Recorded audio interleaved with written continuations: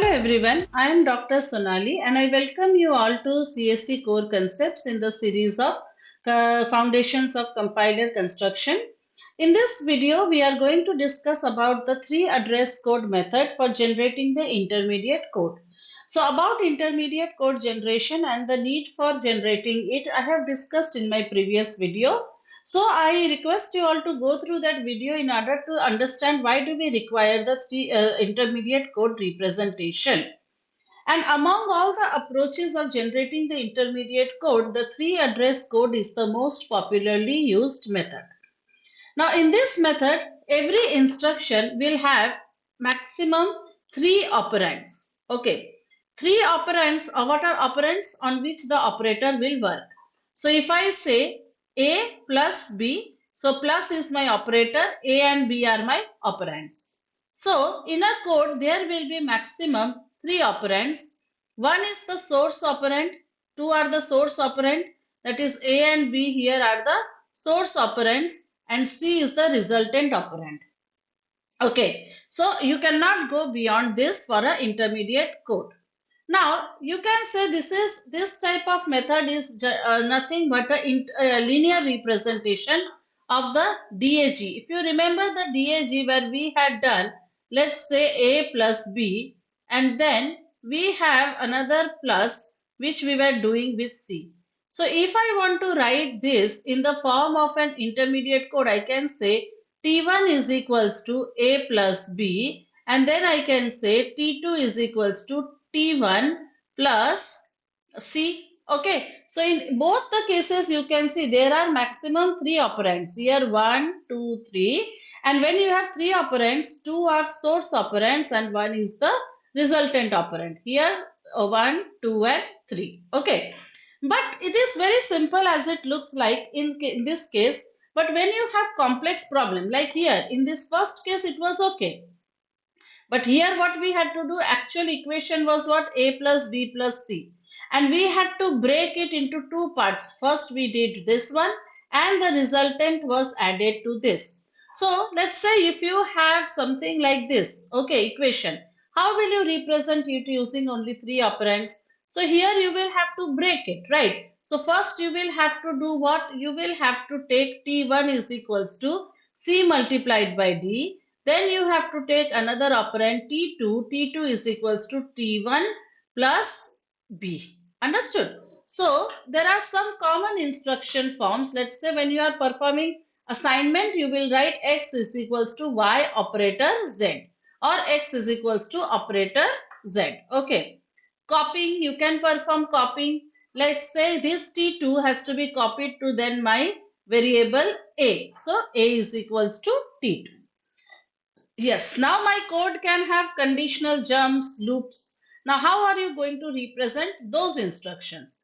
So if you have an if loop, so you will say if jump, so if X relational operator, relop means relational operator Y, go to L. Okay, so L is a label which we are going to define. Then we will have unconditional jumps, go to and L. So I will show you how to define the labels. Procedure calls for function calling and arrays all can be represented in the three address code. Let us start solving some examples. Let's say I have this equation X is equals to A into B plus C into D. So there are how many operands? 1, 2, 3, 4 and 5 all together, right?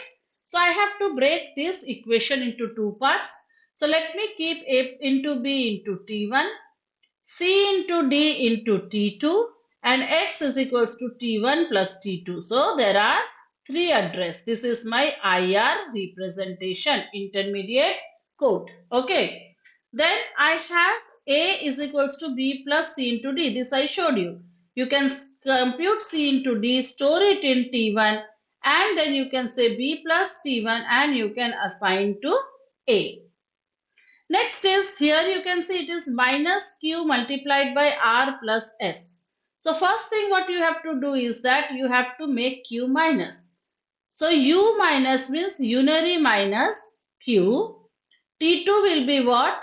R plus S. This one you are doing in T2. Okay, then you are saying T1, that is minus Q multiplied by R plus S.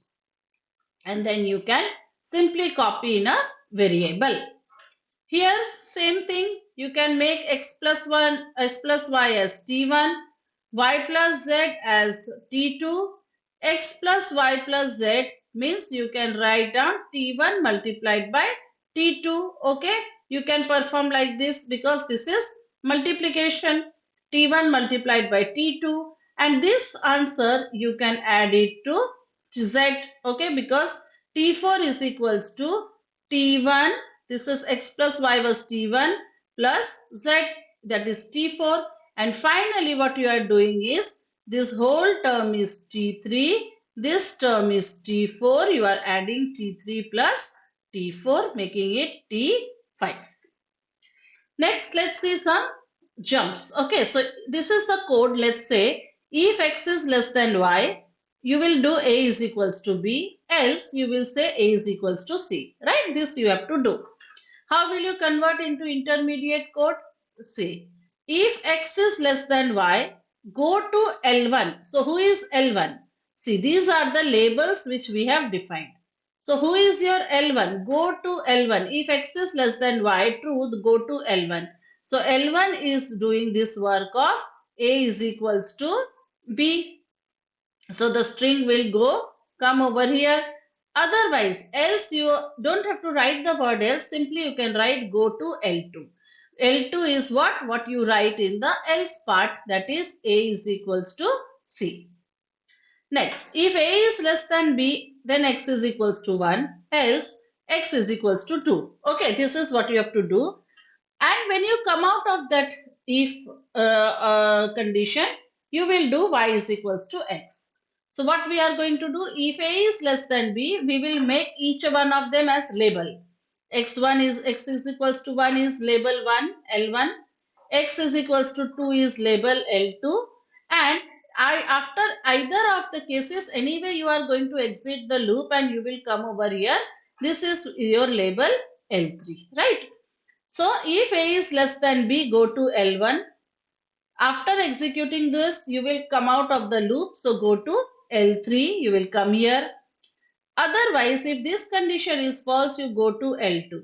L2 is x is equals to 2. Go to L3 because you are going to come out of the loop. If now you can have multiple conditions inside if, right?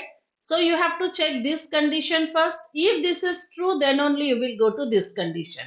And if this is false, you will come out of the loop and you will follow this instruction, right? And if both the conditions are true, you will follow this instruction. Let's see.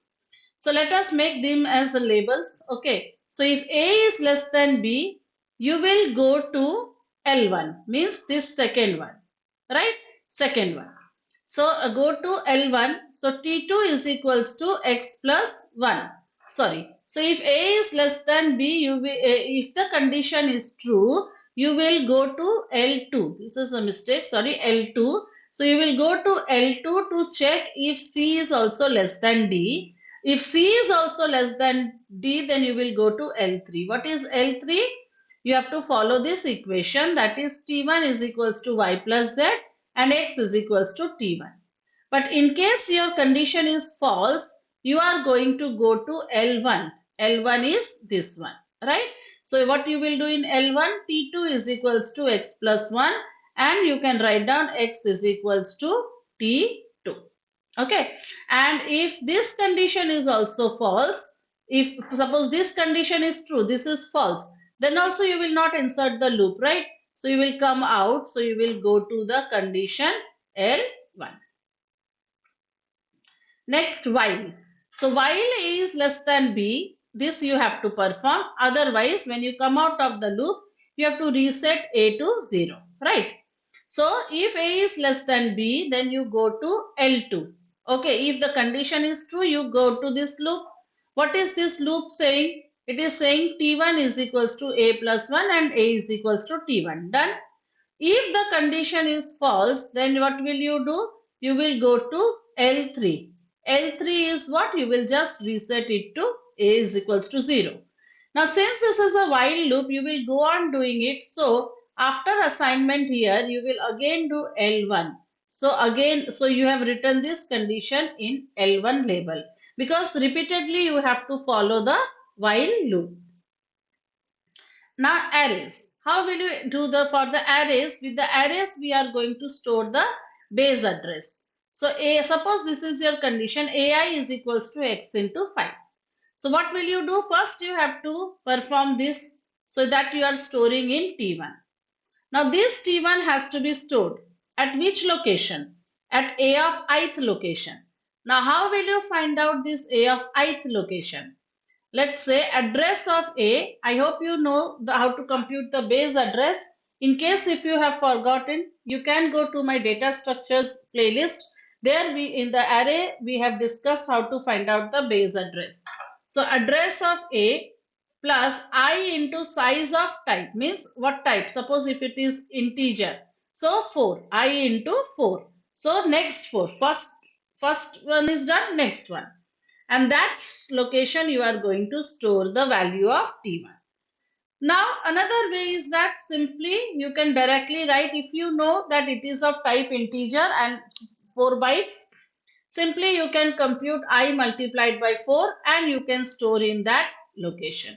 Anyways, you can do either you can use the formula to find out the base address, or you can just simply multiply it by 4 to go to the next location of the address. Okay.